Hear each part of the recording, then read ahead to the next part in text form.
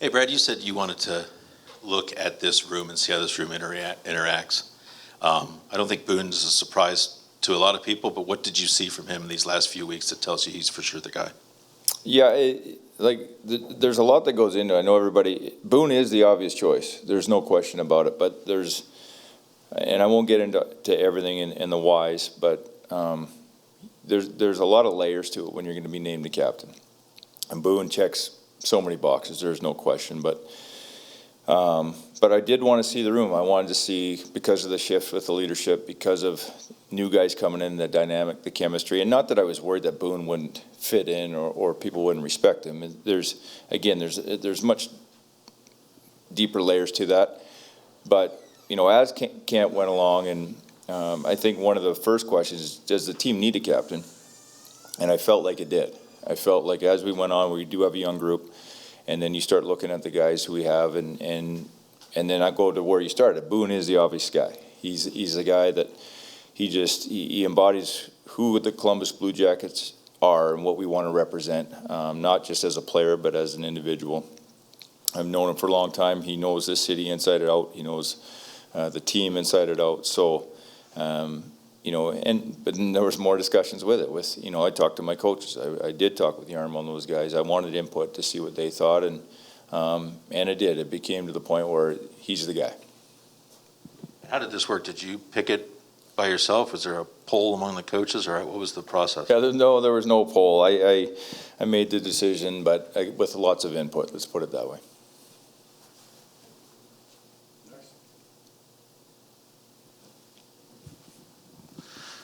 Is Boone a guy that, I think it's 4 or 5 years now, maybe more, that he's worn an A on the jersey. Mm-hmm. Is he a guy that, you were coaching here that whole time, that do you look at certain guys and you see leadership in them, even if they don't have the C necessarily?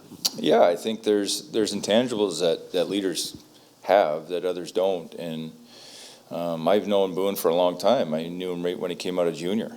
He came and played for me for 5 games twice, and then in the playoffs in his second set with us. By the end of his second time with me, after 5 games, he was our best player in playoffs.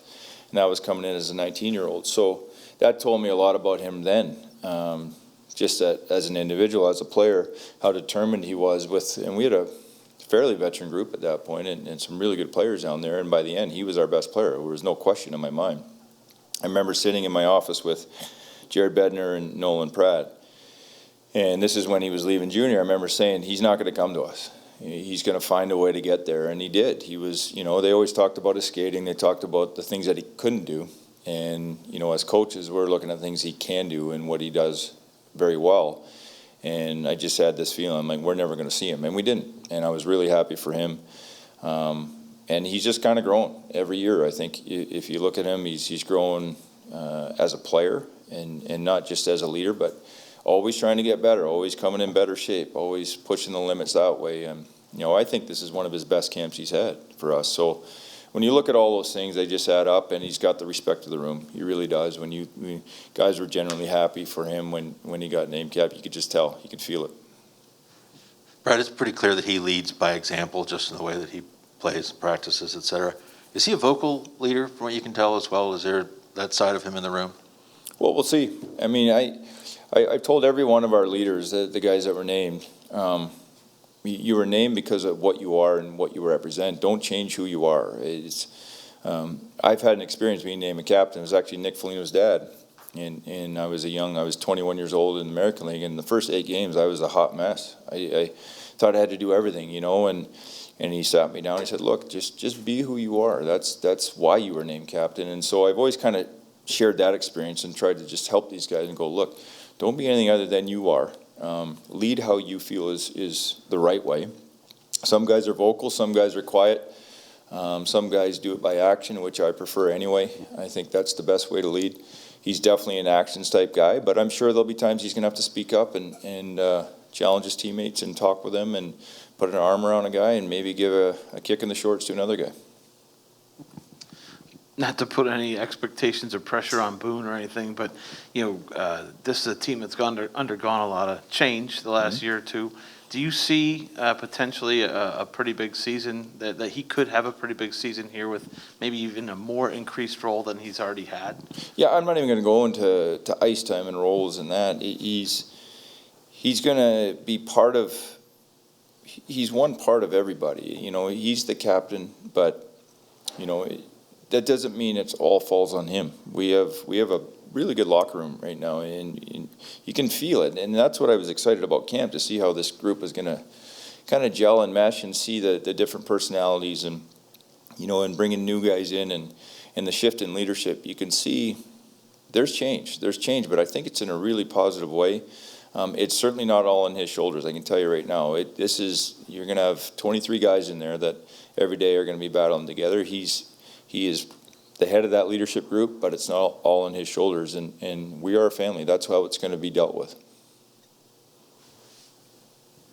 Your thoughts on the alternates and your reasoning for them?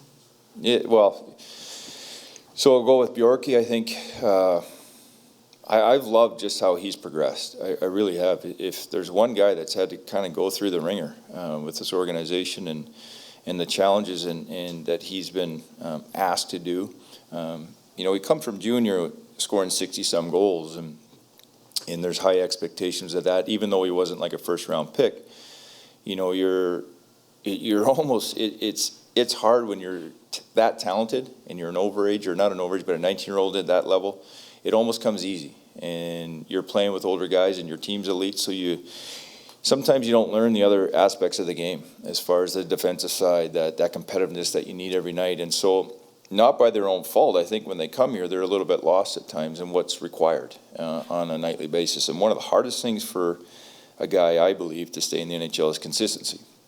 So to be competitive and be consistent in your structure, your details, your work habits, your gym habits, your diet, how you're going to get bigger, how you're going to get stronger. It's all these things that come, and now you're a first-time pro. So there was a lot that went on his shoulders, and he went through the ringer. And if you watch him now, I know what I'm going to get every night.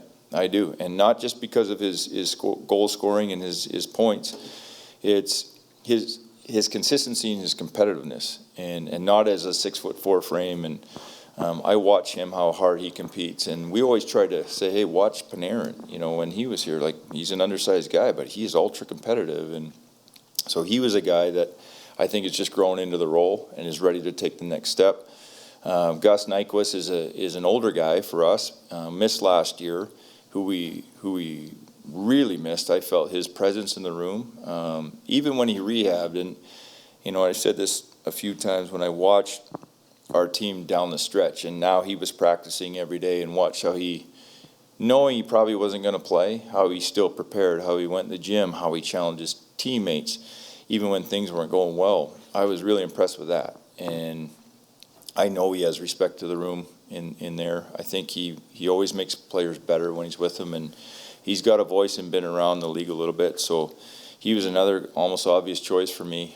And then we got Zach Werenski, who's made a huge commitment to this organization. He's not getting an A because he made a huge commitment. He's getting an A because I think he's earned it. And, you know, they always talked about he was in Seth's shadow. I wasn't a full believer in that. Jonesy was a heck of a player. We all know what he was and what I thought of him. But Z was a pretty good player in his own right. And I think he's ready to kind of take that step. And talking to him in the summer, he was so excited, not just with the contract, but to kind of take on that role. He's looking forward to kind of coming out from underneath that shadow, I guess, because everybody had him in there. I didn't, but some people did.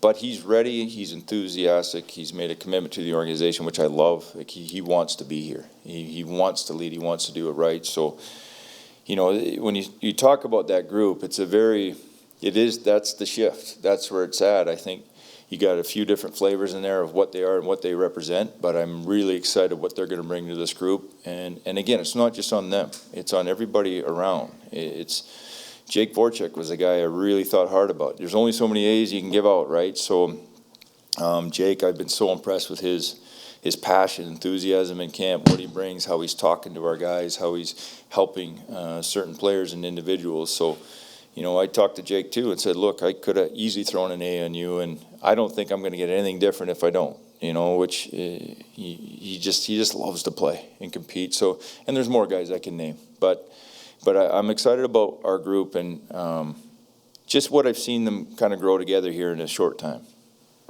Hey, Brad, can you give us an idea just how the news was related to the players? You said they responded really well when Boone was named. Just how did that happen? And was it this morning before practice or? Yeah, I had made the kind of the final decision this morning, and then we talked to them, the guys who were named just privately, and then we announced it to the group in there and just kind of handed their jersey to them. And Boone said a few words. I didn't make the other guys say any more words, but you could just tell. Again, it's a feel. You watch the expressions, and there's guys almost fist pumping. It was kind of neat to see that they're excited for our leaders that have been named.